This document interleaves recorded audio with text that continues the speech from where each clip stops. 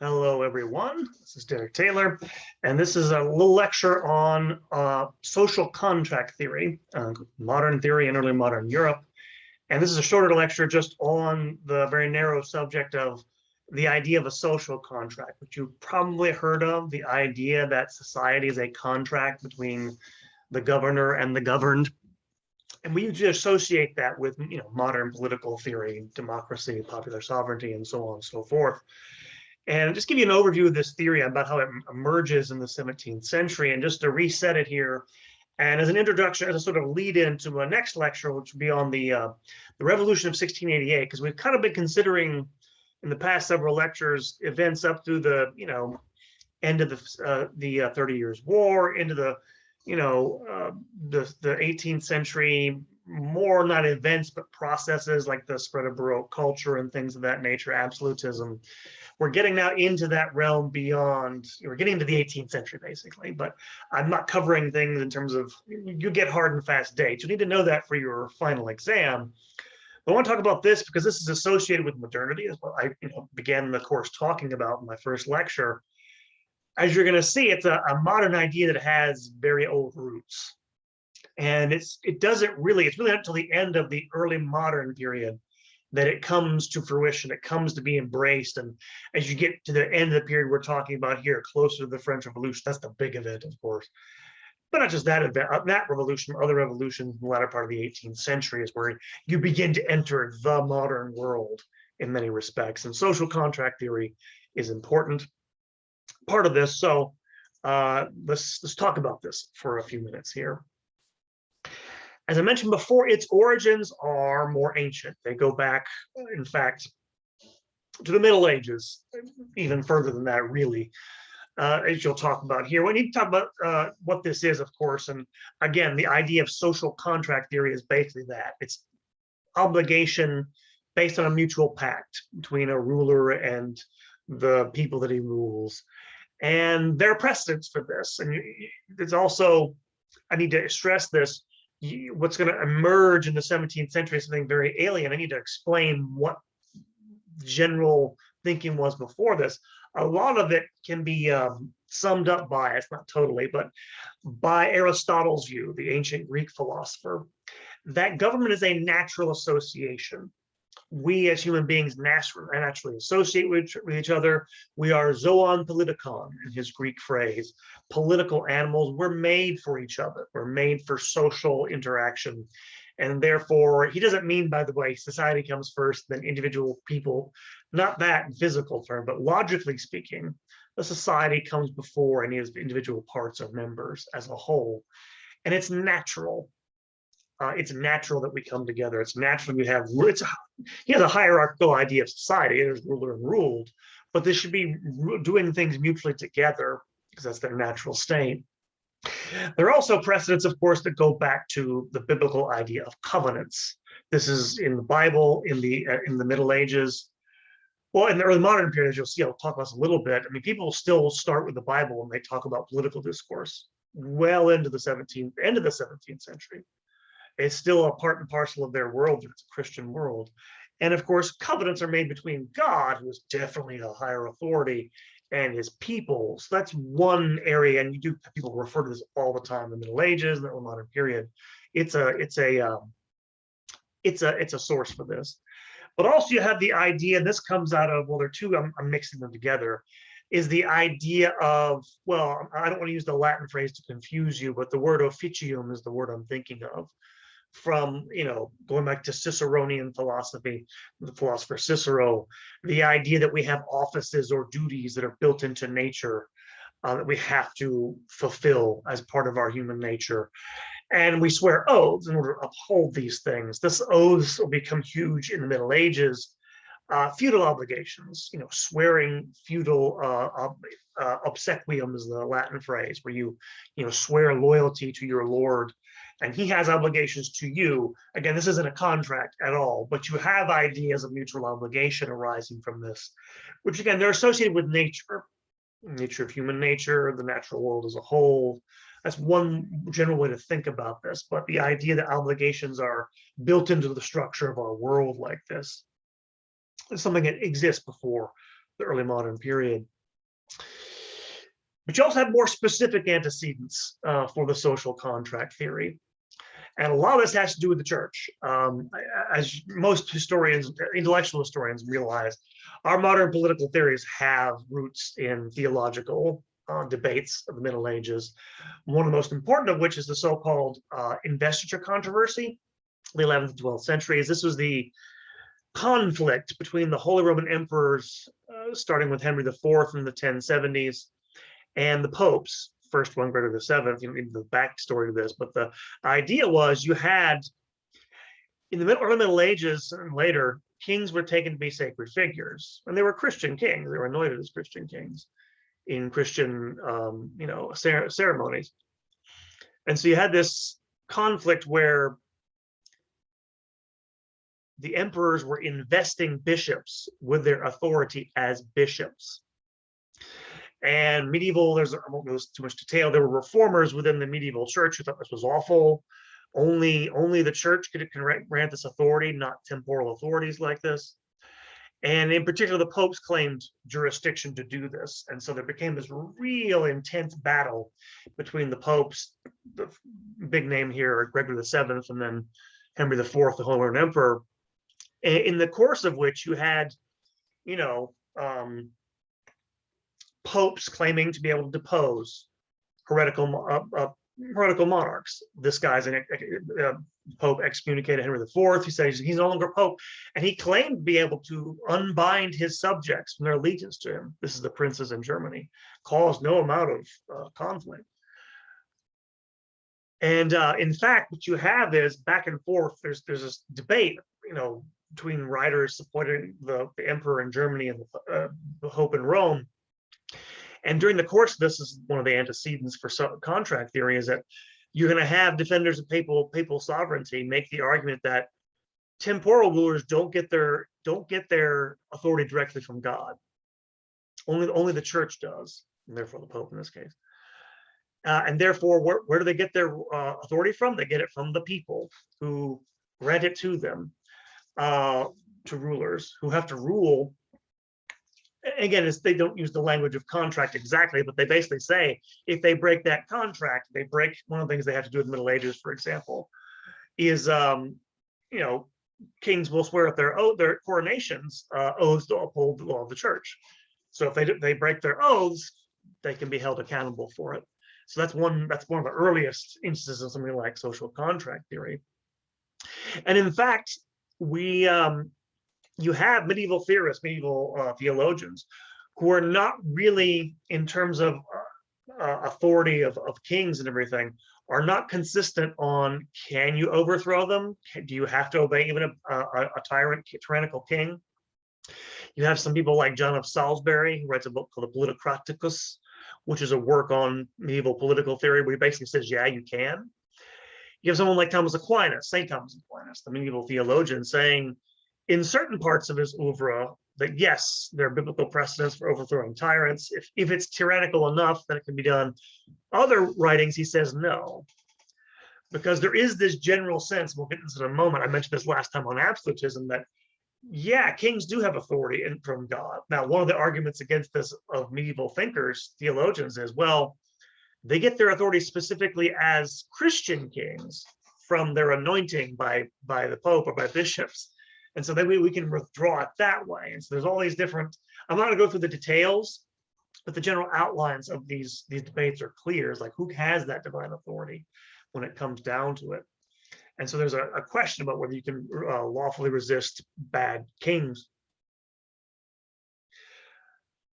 One of the things that happens in the Middle Ages is that you're going to have, not just among theologians, but canon lawyers in the Middle Ages.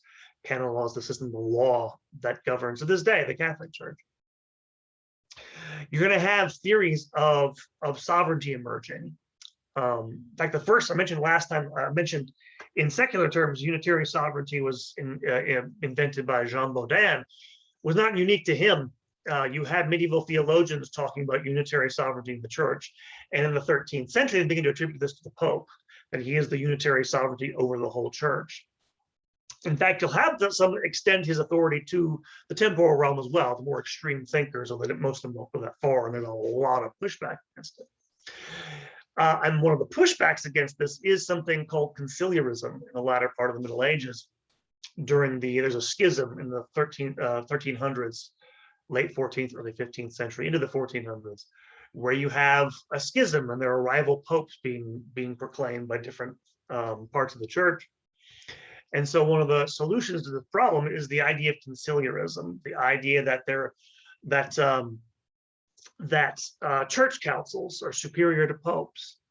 Actually has some success in the latter part of the Middle Ages. In fact, it'll be proclaimed a doctrine of the church at the Council of Constance in 1417, which is the council that's called to end the schism, which it does. It dies out. The movement doesn't last in practical terms. But my point about mentioning this is these conciliarists draw on the same canon lawyers from the early Middle Ages who not only argue for unitary sovereignty, they also argue for limits on the sovereign's authority, that the church has a fundamental divine constitution that the Pope can't alter effectively, or in councils. And that idea of a constitution will work its way eventually into secular theory. And so that'll be part of this, that can become part of the social contract. Although you don't have, as of yet, something like what we're thinking of. You have anticipations of something like popular sovereignty, but ultimately it begins in this theological discourse of the Middle Ages. Now, what happens with the Reformation, of course, kings are taken to be of divine origin. You're having the formation of these. I mentioned absolutism. I should probably stress this. In some regards, absolute theories of absolute sovereignty are a response to what modern historians call resistance theories, or resistance theory, emerging from the Reformation period. What this basically is, what it sounds like. You have people, originates in the Protestant world, first among Marian exiles, I mean the Protestant exiles from England during the reign of Queen Mary, the Catholic Mary tries to turn the clock back in the 1550s to Catholicism. They flee to Geneva and other parts of the Protestant world, and they begin to articulate this idea that if the Protestant monarch won't uphold the true faith, the Protestant one, they can be resisted. And resistance is, sometimes it means just that. Other times it can mean a euphemism for killing them. It's a justification for regicide is what it is. And you also have these ideas being played around with in the 1560s by Huguenot jurists, by French Protestant jurists in France. That's what Jean Bodin was reacting to, is you're having these claims that if the monarch doesn't uphold the true faith, they can get rid of them. This is also taken up by Catholic theorists of the Catholic League. Remember the Catholic League, the more extreme faction led by the Guise family in the French Civil Wars, they'll articulate these ideas. And this is what is behind some of these debates you'll have in the late 16th, early 17th centuries. In particular, someone like, I mentioned James I, he's another theorist of divine right monarchy, absolute monarchy. He's reacting to these types of these arguments, that one of the things that a monarch must do is uphold the true faith. And of course, with this division of what the true faith is, you get these clashes, these attempts. And this actually happened in England in 1605. Never heard of the Gunpowder Plot? This was a plot by Catholics to kill the king. They dug a tunnel underneath the Parliament building, Parliament in London, and put gunpowder to blow up Parliament with the king and his nobility within it. Unfortunately, some of the conspirators realized that there were Catholic members of the House of Lords. If they did that, they'd kill these Catholic members of the House of Lords, and began leaking information to the English government, who they eventually allowed the thing to go on to the last minute, and then seized all the conspirators and executed them in a grisly fashion. Well, the next year, James I issued an oath of allegiance to his subjects, whose main purpose was really to suborn the faith of Catholics. It basically conflated the Pope's spiritual authority over the church, his authority to govern the church, with his authority in temporal affairs, which he was still claiming at that point. And there's this big European-wide debate on this between James I, other thinkers in other countries, Robert Bellarmine, still on the papal side of this, the Jesuit thinker who's the friend of Galileo. and how far a government can go to do this in defense of against these sorts of ideas of, well, you can resist a monarch if they don't uphold the true faith. You're having these theories get at the back of this. I mentioned this because this is where, you know, this is where this idea of a contract begins to come in, because thinkers like Bellarmine are arguing that, well, power derives not, kings don't derive their, or secular rulers don't derive their authority directly from God. They derive them directly from the people, who authority comes from God, comes to the people, is given to the monarchs. And people aren't supposed to rule. They're not arguing for popular sovereignty, but if the monarch don't uphold what God wants in the true faith, it can be taken back from them. So that's where this is getting into this idea of resistance theory in the 17th century as well. So how does this go from, you know, okay, you have these ideas floating around, and by the way, just to actually go back 1 second and point this out to you, I'm mentioning James I, and if you're not seeing the connection between these medieval theories and what's going on in the Reformation, James I was raised in Scotland. There was a long tradition. I mentioned that idea of conciliarism. As a practical movement, it was dead by the 1450s, but the ideas of conciliarism were still being taught in the 16th century, especially in places like Scotland. And in fact, James I articulates a lot of his ideas of divine monarchy, partly because he was actually educated in some of these ideas. Some of his education would have involved this. And so he's rejecting that, because that idea of constitutionalism is being taken from conciliarism and is feeding into ideas of we'd call secular political thought. And so there's a direct link in terms of the idea. Again, on the ground, so much. When we talk about the history of ideas or intellectual history, everything's a lot more clear than actual reality. We're just talking about ideas in this lecture, so just don't get this idea. It's this easy. There's this easy straight line you can trace. It's there. It actually takes some doing. I'm eliminating a lot of the complications and detail for the sake of time understanding, but there is a thread running through these antecedents to the early modern period. So how do we get from these resistance theories to something like social contract? Well, here I'm going to give you the actual background of the history. Some of this stuff you've gotten already. Hopefully you can make the connections, and I'll point them out to you. But there are three major thinkers I'm just going to focus on here real quickly in terms of, you know, having modern ideas of government like this. First one's a man named Hugo Grotius. That's the Latinized form of a Dutch name. It's a Dutch politician and legal theorist who was prominent in political circles in the Netherlands in the early part of the 17th century. And he's part of a group, I won't go into too much detail. He was part of the, there's a clash within Dutch society between,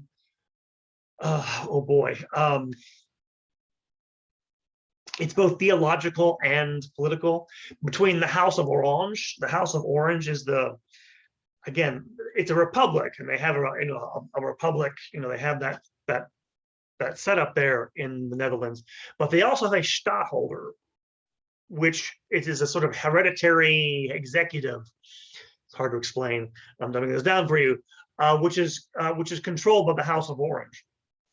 And what happens is there's tension between, as you can imagine, those two parts of the republic. And in fact, as they get to the end of the century, the stadtholders are going to win out, basically. And that's important for the next lecture, which will be on the Revolution of 1688 in England, because that's going to involve the Dutch, as you'll see. But you're going to have this, you're going to have this struggle between Orthodox Calvinists in the Netherlands and a group sometimes called Arminians. I won't go into too much detail. It's not that important for our purposes here. Between Calvinists, who really believe in that hard and fast notion of double predestination, that everybody's either predestined to go to hell or heaven, and Arminians. Arminians is the first theologian named Arminius, who had an idea that not everybody was automatically damned, in other words. And so there's this divide.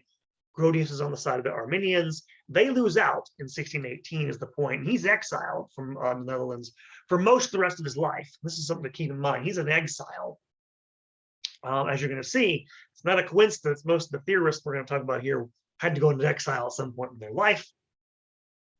And he's most famous for a lot of things, but he's most famous for his work De Jure Belli et Ac Pacis in 1625, which articulates the first, he's sort of the godfather of the idea of international law, the idea that there is a common law among nations that's all valid for war and peace. And that because he's thinking, and this is the context, this is very important, not only the conflict in his own country, there's this conflict between those factions in the Dutch Republic, but of course also the 30 Years' War. And he's trying to think of a legal system as independent of these things. And sometimes he used to be thought of as being a secularizing thinker. This is not actually true. He's a Christian. He writes a work on Christianity. But he's trying to separate out these things by talking about a common law of nations. And for our purposes, in terms of social contract theory, what's important about him is that he is also one of the first people to formulate what we consider something like a modern notion of rights. And I need to explain, this is again complicated, but let me dumb it down for the sake of time. When we think of rights, we think about things that are inherent in a person as an agent. You have rights as a member of society, and therefore you have the power to do X, Y, and Z without the government restricting you or something like this, or society restricting you. That, again, there's debates about this, serious debates. Something like this may have emerged in the late Middle Ages, not clear. But in general, up until the early modern period, among medieval Catholic thinkers, that's what we're talking about here, like scholastic theologians and philosophers, their notion of rights was very different. In fact, they didn't talk about rights, plural, that much or at all.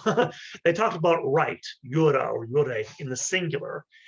Because when they talked about a right or rights, they meant things that were more objective, like certain things you could do or not, the acts themselves, or what was good, morally good or right or not, rather than a power you had or an entitlement that you have. That's mostly what we think of as we're entitled to X, Y, or Z as a right. They didn't necessarily think in those terms in the Middle Ages. And what he's going to do, and this is partly because he's thinking in terms of, okay, what governments can't do in the context of conflicts like the 30 Years' War and the Dutch, civil conflicts he was engaged in. And the important notion for us is they have subjective notions of right that government can't take away from you. This is one of the things that he's important for, and will feed into almost everything after him. He's deeply influential on many fronts. As you see, he died in 1625. So that's the early part of the 17th century. The next thinker who's important for our discussion here, and the next two are English, is Thomas Hobbes, born in the year that the Spanish Armada tries to invade England, dies in 1679. And Hobbes was a philosopher, thinker, later on got into science, mathematician. Particularly, he spent most of his life attached to a noble family, the Earls of Devonshire. And this is important because they gave him protection, as you'll see why he would need it, social protection, because he became, well, the reason why, I'll tell you, is he became a materialist, which he claimed he was not an atheist. Everybody in 17th century England claimed he was, because materialism was atheism to them. There's still some debate about what he actually believed, but main point is he is a royalist. He's on the side of the king. And you probably have heard this guy Hobbes. He's bad. He wants absolute rule and all this other stuff, and that's true enough.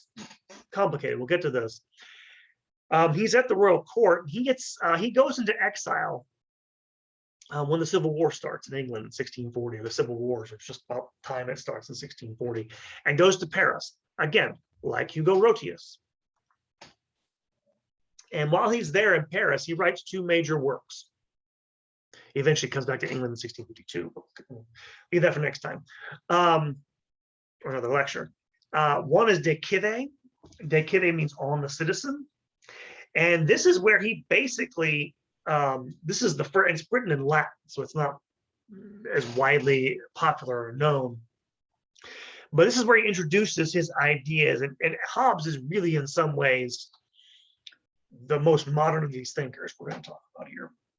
Because first of all, you remember how I talked about Aristotle had this idea that we're all social animals and we're made for political association, made to be together. Hobbes rejects all of this. We're not sociable creatures. We're egoistic, selfish SOBs. We compete with each other constantly. We're constantly at each other's throats.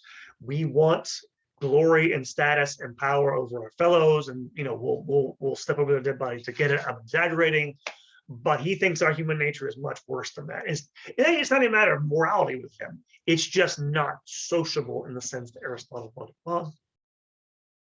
And therefore, in our state, and this is where you're getting to things like a state of nature, is in our natural state, we're not naturally coming together. We're fighting each other. And so when Hobbes telling how society is actually formed is, in order to get out of this state of affairs in which we're fighting each other, war of all against all, you've heard this phrase, we give over our liberty, our freedom to a sovereign. And we trade effectively our freedom for order and safety from this conflict. And so we make a compact. He's really the first social contract theorist, is Hobbes. We make this contract out of dire necessity, which is very different, with a sovereign. We give over all our freedom to him without reserve. We cannot get it back. It's permanent, binding, for protection. We have no rights that can override his will. It has to be absolute. Otherwise, there'll be anarchy and chaos. Notice, by the way, what context he's writing in. Again, same context as Baudin and the theorist of resistance theory and Hugo Grotius, in terms of civil war where everybody's killing each other. But you still have one right. The first, and by the way, in a modern sense, an entitlement, a power that is yours that you cannot alienate. And the sovereign, the one reason the sovereign can be opposed, and that right is the right of self-preservation. If the sovereign threatens that, then the contract is broken. So, and this is what gets into Leviathan in 1651, which, if you don't know, it's more clearly spelled out in 1651 in Leviathan. That's when you get the famous phrases, the war of all against, I don't know if you use the phrase war of all against all, but that man's nature is, life is nasty, brutish, and short, and all that stuff. And if you don't know the context for Leviathan, it's very important. Because by 1651, of course, the monarchy is gone in England. And what's happening is, at that point, the English Commonwealth is advertising, trying to get people to, accept its authority, because it doesn't really have anything. You just destroyed all the traditional authority in the war. And so there's a big debate about, okay, how can you accept their authority as legitimate? Because you need some authority, obviously. Again, this is the context of what he's writing Leviathan for. It's called the engagement controversy. And he's already written this by 1647, 48. But at the end of Leviathan, he concludes it's called a review. He calls it a review, overview of what he'd written for that specific context, the engagement controversy of 1651. Basically, it sounds like, because again, I should mention here, he's in Paris in the 1640s because he's at the exiled royal court, the court of not Charles I who gets killed, but his son and his mother, Henrietta Maria, who's French, so they're there. And he's on their side. He writes this work, Leviathan. Remember, he takes up Baudin's notion of sovereignty. You don't need to have a king. You just need to have a sovereign who can actually, sustain order in the midst of all this chaos. And in fact, when he publishes that work with that little review at the end of it, he loses favor with the exiled royal court. They think he's arguing for Oliver Cromwell and the New Republic. He's not really, but he's just saying any government that's legitimate has to be able to keep order. And in fact, he actually, what happens pretty quickly is that Oliver Cromwell begins to invite former royalists back into the country. As long as they swear an oath, at least to the government, he'll come back in 1652 because he's no longer welcome with the royalists who think, hey, you're abandoning us. But that's the context for these arguments, these ideas. And how you get a notion of compact theory, contract theory, it's probably not the one you're familiar with. You're probably more familiar with this man, John Locke. One of my bête noirs from my graduate school days. John Locke came from a Puritan family, eventually outgrew this in the 1660s. Oxford Don, teacher at Oxford, amateur scientist. legal theorist, scholar, writer, philosopher, also is a sort of doctor. You can call him a doctor. He practices medicine sort of on the side. One more, you know Locke's name. You know that name if you know nothing else. For our purposes, again, much like Hobbes, he becomes attached to a noble lord, the Earl of Shaftesbury, Anthony Ashley Cooper, Earl of Shaftesbury in the 1660s. Why do I mention this? Like Grotius, like Hobbes, he gets involved in politics because his lord is initially part of the government of Charles II, the restored monarchy in the 1660s in England. I'll go to this more detail next time for the next lecture. But long story short, Shaftesbury gets kicked out of government by the king, and he becomes his bitterest enemy and opponent. And in fact, during the late 1670s, there's this big crisis over who's going to be the heir to the throne, because Charles II, how can I put this bluntly, likes sex and has lots of it, but all his kids are illegitimate. He doesn't have any legitimate male heirs. So at that time, the most likely heir to the throne is going to be his brother James. The problem: James, in the early 1670s, converted to Roman Catholicism, which every good Protestant in England hated and feared and thought was going to bring in tyranny and stuff like this. So there was a move led by the Earl of Shaftesbury in Parliament in the late 1670s, early 1680s, to pass a bill excluding Catholics from succession. And so there's this 3-year struggle between the king and the Parliament. Long story short, Parliament loses. And being on the losing side, Locke has to go into exile for 5 years in Holland. Again, like our earlier thinkers. And as next time you'll see, there's a revolution in 1688. James, who takes the throne as James II, gets kicked out. 2 years after this, in 1690, or the work he's most famous for, is published, The Two Treatises of Government. Now, many centuries, this was taken to be a justification of the revolution of 1688. Hey, we got rid of this monarch. He was kind of a threat to us. We thought he was going to do bad things, and he was Catholic, so we knew that's why he was going to do bad things. And the reason why that's a good thing is because there's this, in the Two Treatises of Government, there's this advocacy for popular sovereignty and the idea that if the king breaks the contract, and again, the notion of social contract you get in Locke is very different, more positive than Hobbes. Not as positive as you think, because you still have to get out of the state of nature. Why? Because your property is not safe, and maybe your life too. But definitely, maybe people aren't going to kill you, but they're definitely going to steal your stuff. So to preserve life, liberty, and property, those are the three things, the three natural rights there. People assign a contract with their ruler. But if he seems like he's going to threaten any of these, then you can withdraw that, and you can make, in his words, the last parts of the second treatise on government, which is the one he talks about this, John Locke, appeal to heaven, which we think is probably a euphemism for overthrowing the government, or could be anyway. The point is that this had been taken for a long time as a justification ex post facto for that event, the revolution of 1688. We actually know now that's not the case. He didn't write the work after the revolution. We know he actually wrote them, and this is the key point here, in 1679 and 1680. I think the first one was written in 1679, first treatise of government, the second one in 1680. How do we know that? I didn't mention his name here for the last lecture, but there was another theorist of absolute monarchy, divine right monarchy, whose name was Sir Robert Filmer. Wrote a work called Patriarcha in the 1630s and 40s, which advocated for a form of absolute monarchy on the basis of, he means this literally, the divine gift of authority given to Adam in the Bible, descending down through history to kings who were the fathers of their country, and to kings in their day. Again, like I said, people use the Bible as a literal historical guide in this period, and so did Locke. The first book of the first treatise of government is mostly taken up with refuting Filmer, using biblical examples.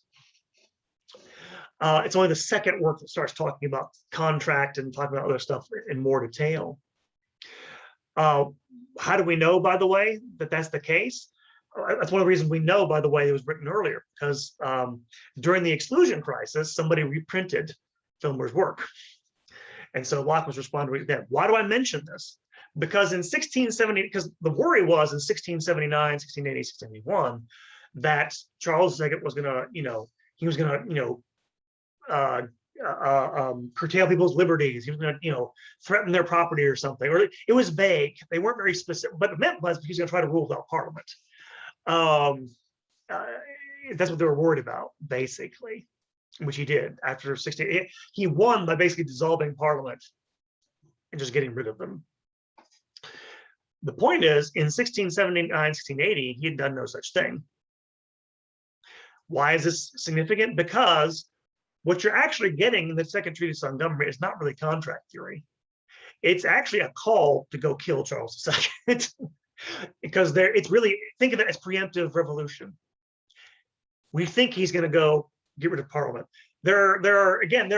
Charles II, according to James, eventually converts on his deathbed to Catholicism. There was a lot of, I won't go into too much detail, I'll mention this next time, but there was a lot of resentment against the royal court because it seemed to have a lot of Catholics at court. There was some thought he was Catholic, Charles II. One of the things that got floated, there was never any plan to do this, but one of the things that got floated in his reign, in the reign of his successor, James II, was if a Catholic monarch gets on the throne, he's going to try to take back all the church property that got stolen by the state during the Reformation. That was actually out there.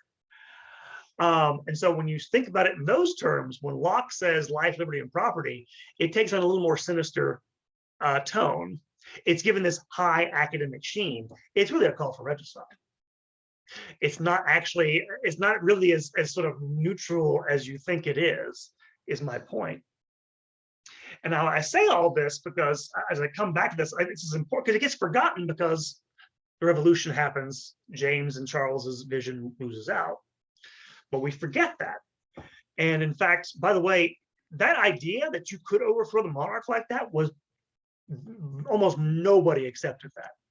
Even that late day, it was a very controversial thing to write and say, which is why, even though people kind of knew he wrote the two treatises of government in 1690, Locke, he never took credit for writing it, ever. And if you're wondering why, by the way, even as late as the 1690s, rebellion against legitimate authority was thought to be like satanic. Like, this is what the devil did against God, right? Before time began. That's why this is all kind of in the background. Even at this late date, you're getting modern ideas out there, but for the most part, this is not something people want to take credit for. And so it explains why he never did. So let me wrap this up for you, just to, again, briefly end this lectures. We tend to think of social contract theory as being this modern thing. Sort of. The first thing to note is this. This is definitely a response, the articulation of it, obviously, to social and political crises. Just like absolute monarchy is a response to that crisis, just like the culture of the Baroque is a response to crisis. Right? This is not, it doesn't begin as a normative theory of how society should work. It's an exception. Secondly, there's something that's actually most modern about this, when it does become accepted as something normal and normative, is that if you accept those ideas, Grotius, Hobbes, Locke, others, all of a sudden something changes, because now society is no longer something natural, right? I don't look at my fellow man as somebody I associate with naturally. No, we're only bound to them as far as we've agreed to, allegedly. Again, nobody. This is the thing. This is an ideal type of social. Nobody ever got together. There's never been a point in human history when a whole people got together and decided wrote a contract. So it's a heuristic device, right? Because one of the things that the social contract theory depends on, Locke talks about this in his works, is tacit consent. What is tacit consent? This is the idea which goes back to like Plato, right? Socrates. When Socrates is in Plato's dialogues about his last days, his friends they urge him to flee Athens, and he refuses to do it. They say, why? Well, because I've lived in this city all my life. it's bred me and raised me. He doesn't put it in so many words, was I've tacitly agreed to be bound by its laws. And that's true. We do. Nobody, you could not. There are so many laws that are passed in this country. You couldn't assent to them all willingly and consciously if you wanted to. There's damn new laws passed every 5 seconds or something. No, I'm kidding, but you get the idea. But you give your tacit consent by remaining. And what happens with this idea when it becomes entrenched is society and government become seen as artificial things. This is huge. This is the idea that we're not primarily not in physical terms, but logical terms. We are primarily individuals who come together and form a society and form a government. Individuals first, community second. Very much an inversion. Again, this does not happen in the 17th century. As you're going to see, it's going to happen at the end of the 18th century. When it gets accepted, it alters the notions of our rights and obligations. It's amazing to me. It's amazing to me, because I've studied this stuff for so long, to look at how we view authority in the modern world they did back then. Authority is always under suspicion in our society. Why? Because we think it's all artificial and we created it, which we didn't, by the way. You didn't create any of the authorities that you're subject to. Didn't create me. I can hold to your grave. No, I'm not trying to be, you get the idea. Like it just shifts the way you think when it becomes normative. What's your obligation? Like our obligations are they're so minimal in our own minds, right? Government owes us, we don't owe it. People remember, you probably remember this famous speech that John F. Kennedy gave back in the early 60s. Ask not what your country can do for you, but ask what you can do for your country. That must have sounded like an odd thing, how inspired. I never heard it, because you never hear it. Nobody talked about duty or obligation to me when I was a kid, ever, for any reason. And the reason why is no one would listen to. Our ideas are so opposed to that, right? You have natural duties, ever. You have rights. You have entitlements, you have power, all that stuff. And again, I'm not saying one's good better than the other. I just say it's so different, right? And so when it does, it will change things in a major way. Caveat, it's not accepted. As we're going to see next time, this is why I end with Locke in this lecture. Nobody accepts Locke's idea. And that is not how they justify the revolution of 1688 at all. And when I say not widely accepted to the modern era, I'm talking about American Revolution, French Revolution, but latter half of the 18th century. This begins 1750, 1760. This is the high Enlightenment, French thinking. The Encyclopédie Diderot and D'Alembert, and above all, of course, Rousseau. Le Contrat social, the social contract. He writes the book in the 1760s. And it becomes a bestseller. Then it has an audience. These ideas really don't have much of an audience in the 1690s or in the early 18th centuries. But when they do, and we'll see why, we'll go through the next few weeks, the end of the course, okay, how do you get from, this, the early modern period is kind of this it's interregnum between, we think of, okay, old, new, ancient, modern. It's not that simple as you've seen. That's not that simple. We're still living stuff from the ancient world, forget medieval or early modern times, but there's a change. It does happen, and we're going to get to that going through this next time. And we're going to start next time with the revolution you probably don't hear much about, which is actually very important. The revolution of 1688 in England, which gets rid of absolute monarchy there permanently. And then we'll introduce a new form, the alternative form of government going forward to the end of the early modern period and then into the modern period. So, thank you guys for listening. Have a good day. I'll see you guys in the next lecture.